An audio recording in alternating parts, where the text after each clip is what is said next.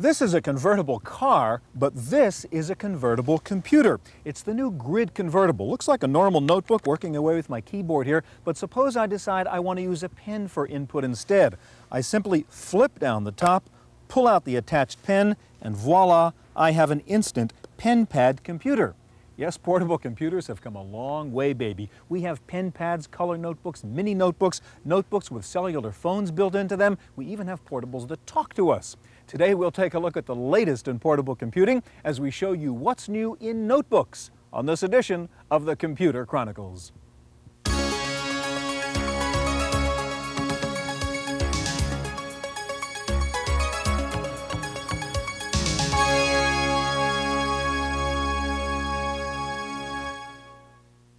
Computer Chronicles is made possible in part by the Software Publishers Association, providers of educational materials to help manage software. Don't copy that floppy. Welcome to the Computer Chronicles. I'm Stuart Chaffee, and with me today is Peter Ott, Editor-in-Chief of Portable Computing Magazine. Peter, I've got a couple portable computing goodies I want to show you right now. This is the new mini book developed jointly by Lexmark and Chipson Technologies.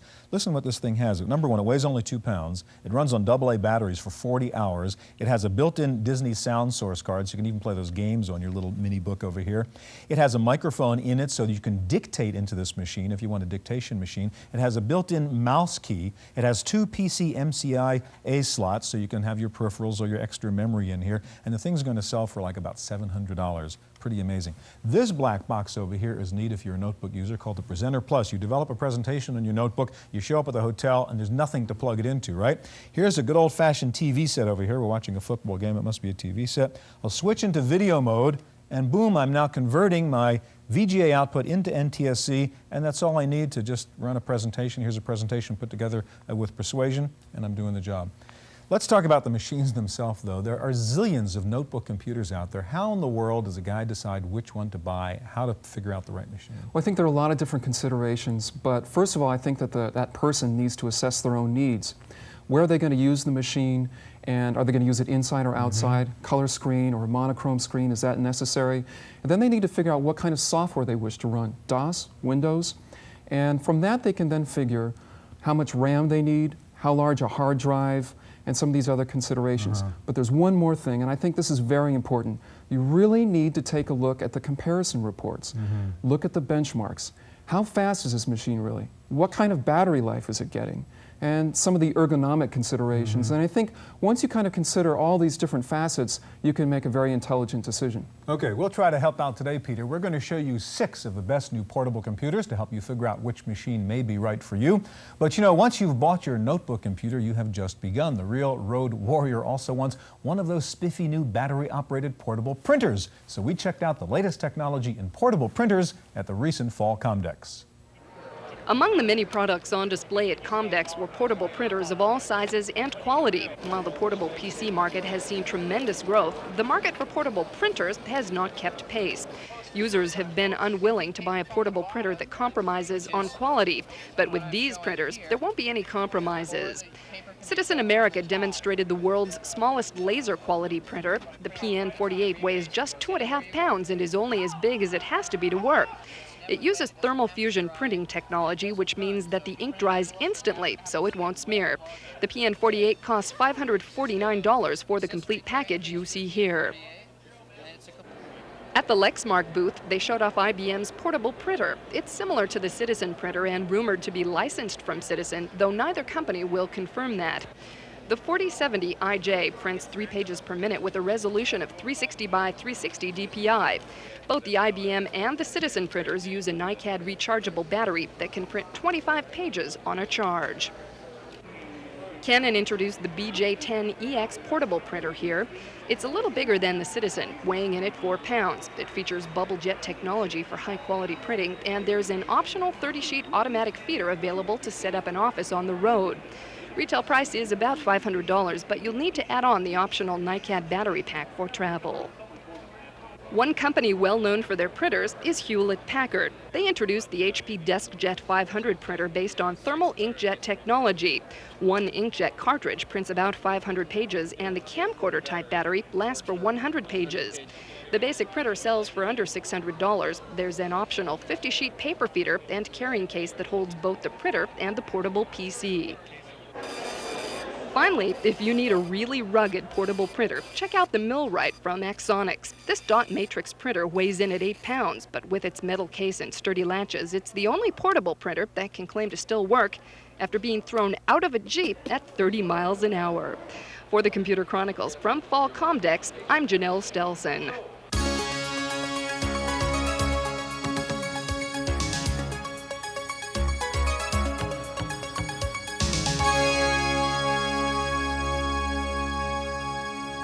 The newest acronym in portable computing is not LCD or TFT, it is PCMCIA, the new standard for credit card-sized peripherals. Here to show us two new portables that feature PCMCIA slots are Peter Ott of Portable Computing Magazine, back with us again, and Richard McCartney of AT&T Paradigm.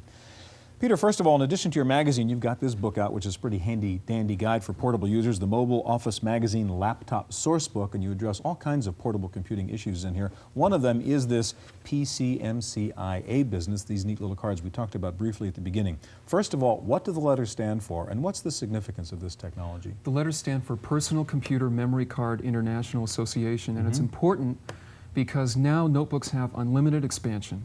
It's plug-and-play flexibility, so you can add storage, you can also add a LAN adapter, a fax modem, or a regular modem. So it's very powerful. Okay, you've got one portable you like there, the AST, which has a PCMCIA slot. So show us through the machine and tell us why you think it's a good one. It's a good machine because it has all the latest features, lots of security and so forth. It uses the Intel SL processor, and I just brought it out of its sleep state by pressing the suspend mode.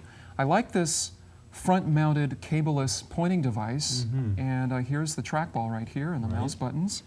On this side, there are two PCMCIA slots, and it's just a terrific machine overall. What would you use two slots for then? Well, for example, I think if you had a modem and a LAN card, you can plug them both and have them both in at the same time so that you don't have to remove it. So it's just a convenience, really. All right, one quick thing. I see you got all these little button controls over here. What does that do? Okay, these button controls affect the contrast right here and the brightness and so on. And it's kind of nice. It's very sturdy. If I affect this, you can see there's a little meter that comes up on the top of the screen.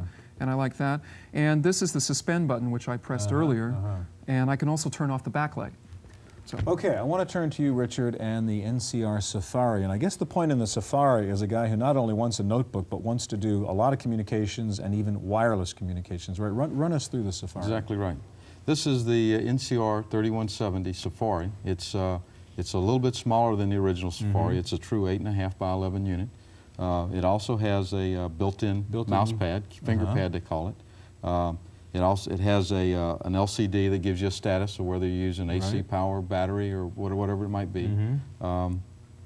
Importantly, the unit has the PCMCI interface. Right, and you're using the slot right now for what kind of card? I'm using the slot for our Keep in Touch card, which is a V42 biz product.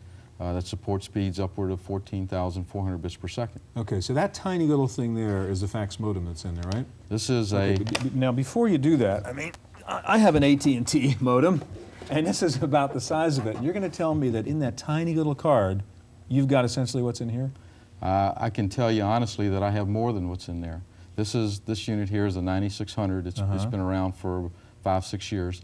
This unit is a V32 biz, which is 14,400 bits per second. In addition to having V42 biz error corrections, and also it's a fax modem. So this is a very powerful little card. All right, Richard, I have a fax machine over here, and can you show me how you could use the Safari and a cellular phone to send out a fax to somebody, even though you're not hardwired anywhere? Absolutely. We've got the program already loaded. We've got the PCMCIA modem card in. Okay. I'll hit enter. And you're using a cell phone over here. Using a cellular phone. Okay, and your little fax modem over here, which is inside the slot. Hearing the go off hook. Hearing the other phone my dial. Fax machine is hearing it ring. Here. Now we're hearing them handshake at 9600. Okay. Pretty soon we'll see the header page come out, followed by the main fax. Okay. Yep. That's making noises. Now somebody's sending me a fax. I don't know if it's you. We'll find out in just a second. Let's hope it is. Here. Yeah. Okay. A fax coming to me from you, and here comes the full page. That's pretty. While we're waiting for that page to come out, Let me ask you about security questions, Peter. One of the problems with these wonderful notebooks is they can disappear, and they are disappearing very easily. It's easier to steal than a desktop. You've got this little thing here you wanted to mention. What is that? This is the Kensington Microsaver, and it's mainly a locking device and a cable. And some of the notebooks, such as the AST, actually have this device. If you can So that little slot over there is actually There's the, a little the slot lock on the slot side, here. and you So I slide can it in just there. stick that little guy in there. And then I'll just turn the key here. Okay, so it's in there. And remove it. See, now it's bolted. Okay, so I could and like it's- tie this down to my leg of my desk or, Sure. or something like that. That's right. Huh. And it's secure, so you can leave it, and it'll be secure to the desk. They'd have to take the desk, too. Our little fax came through and fell down on the floor, like faxes sometimes do. As well put. Nice message there, thank you. So that really does work. I want to ask you one more question, Peter. The power we're seeing in these notebooks right now, I mean, they do everything. Is the desktop computer an endangered species? It is an endangered species, and I really, frankly, don't see any reason why someone should go and purchase a desktop anymore. There are a few last applications where it is appropriate, such as desktop publishing, but I think that in the very near future it will be possible to do it even on portable then. So I think the days are numbered. Okay, impressive machines. Thank you guys very much. All right, so let's say you are on an airplane clicking away on your portable, and you've got that airphone next to you, so you can call the office if you want to, but what if you want to plug your notebook into that airphone? Can you do it? Well, the answer is yes if you're on a U.S. airplane with a new feature called Flight Link.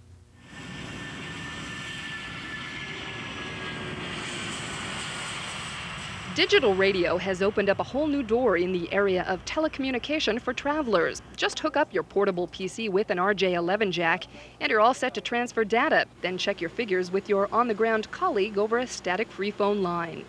When you've finished your call, catch up on the latest stock report on your personal view screen or relax with a video game. The system, called Flight Link, is currently available on 10 of US Air's 757s. It's the brainchild of Jack Gokin, who was the original developer of the now familiar Airphone. He says the quality of digital transmission is unsurpassed. Now, you come out of your laptop, out of your serial port, because we have a digital system, so we don't use a modem. We just come in at 9600, we send it down to the ground. If a company has a digital network with interface digitally, if they have an analog system, then we put the modem at the ground and go over the telephone network in an analog fashion. But from the seat to the ground is 100% digital. Anything you could do in your office with your computer or fax, you'll soon be doing on the plane. But don't think it's all work and no play. Soon there will be 12 audio channels of live news and sports. Most channels will be free, but some pay-per-selection channels will be offered as well. And not too far in the future, we may be seeing individually selected movies or other video programming. As you'll see on the aircraft, our screens are LCDs. In the future, higher resolution screens will be developed, and everything that you see available today will also interact with screens that show movies as well. If you're wondering why you haven't seen this type of system until now, it's because it required special licensing agreements from both the FCC and the FAA. In-Flight Phone has worked on obtaining those clearances for several years and is now in the process of establishing a global digital network so that passengers will be provided with continuous clear channel service around the world. We've done that by integrating terrestrial technology with that of satellite technology. We believe that the best of both worlds is combining a system on board that will give you the ability to place calls when you're over land masses terrestrially, automatically switch the calls to satellites when you're flying over the oceans, and then switch back to other terrestrial ground station networks, even at additional frequencies. When you have digital radios, the possibilities are endless. For the Computer Chronicles, I'm Janelle Stelson.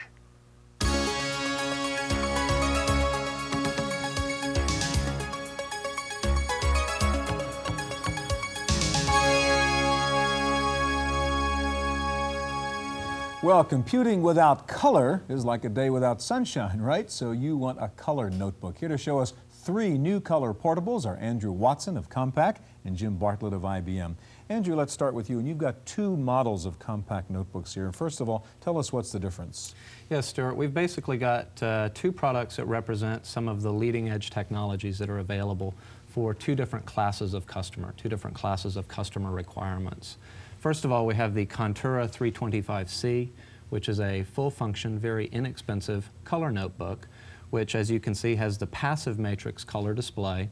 It's a 386/25 megahertz based product. and it comes with your choice of either an 84 megabyte or a 120 megabyte fixed disk drive. On the opposite end of the spectrum, we have the compact LTE Lite 425C.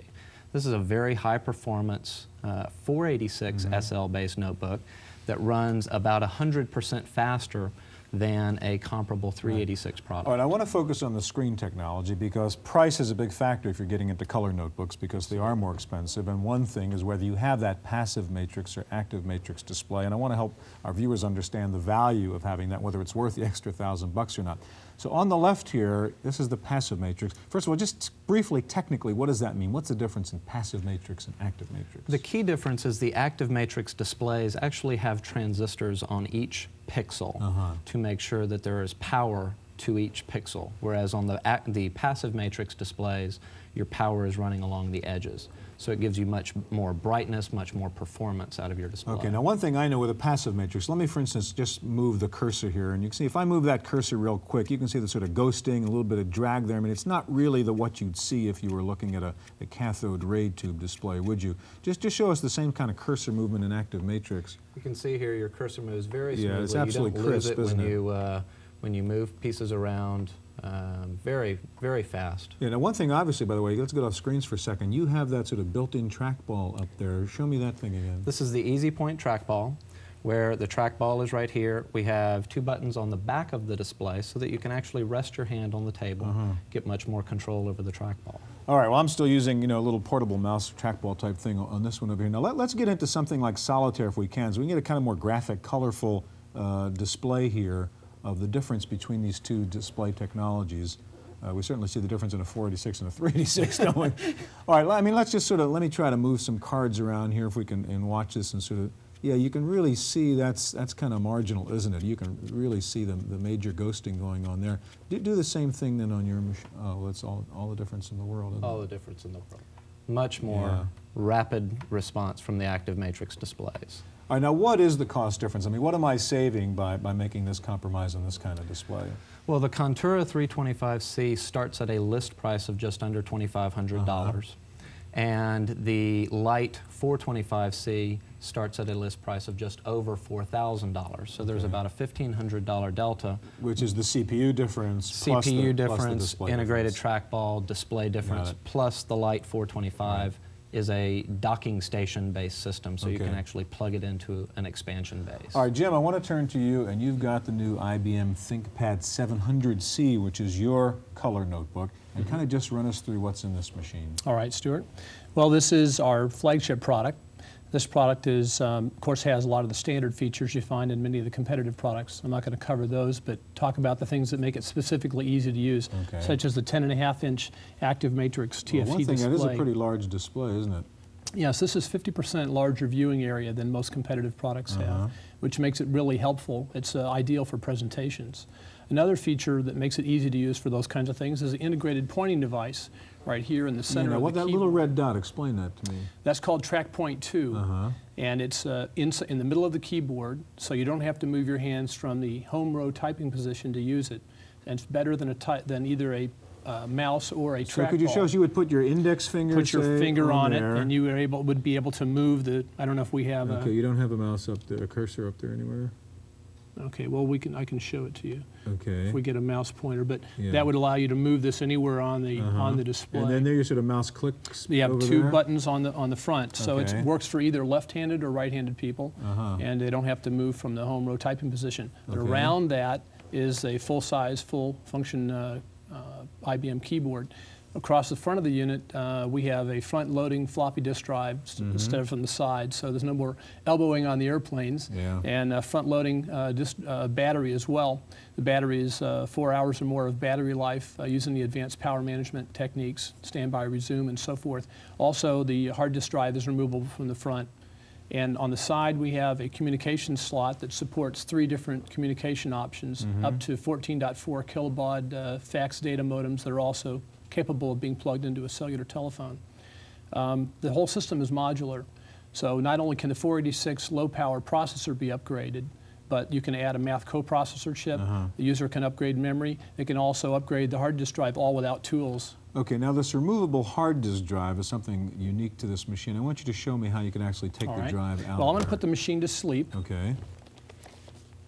Take the battery out, like so. And then by removing this cover on the front, I can just grab a hold of this and take the hard disk drive out. Now, the reason that I took the battery out first is those are interlocked, so that it prevents anyone from accidentally trying to take the hard disk out while it's spinning. Powers up, yeah. So I can put that back in, put the battery back in. And by the way, there's a bridge battery which maintains power while I'm changing the batteries. So when I put this battery back in, I should have all my data the way it was. I'll go ahead and just gonna leave that cover off just for expediency here. I should be able to wake up. And what's the price then on the ThinkPad 700C? This is street priced under $4,000 today, and there's a comparable product with a monochrome display that's street priced under $3,000. Okay. Andrew, let me ask you, we talked in the first segment with the other guys here about, I mean, your machines are all so powerful. I mean, you have 486 color, everything you can do. I mean, why should anybody want to buy a desktop from you guys anymore when you've got these powerful notebooks? Well, that's a good question. There are a lot of examples where customers are going to a portable computer as their only machine, especially when you have desktop expansion capabilities as you do with the Lite 425.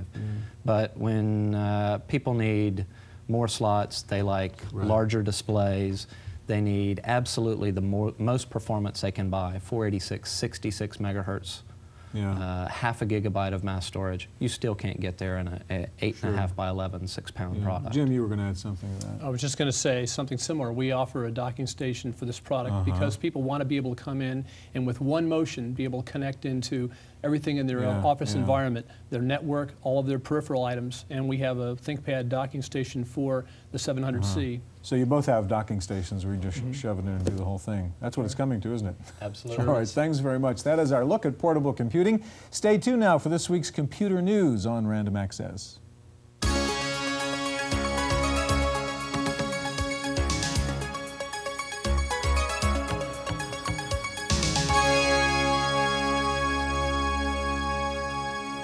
In the Random Access file this week, Compaq announced it will start selling its computers through several mail-order companies in an attempt to beef up business again. Compaq increased its share in the PC market from 12% to 23% last summer by dropping prices and starting the PC price war. Zenith cut prices on all of its notebook PCs this week. Prices fell by as much as $550 on the Z Note series, as well as the Z Sport and ZDS 600NL series.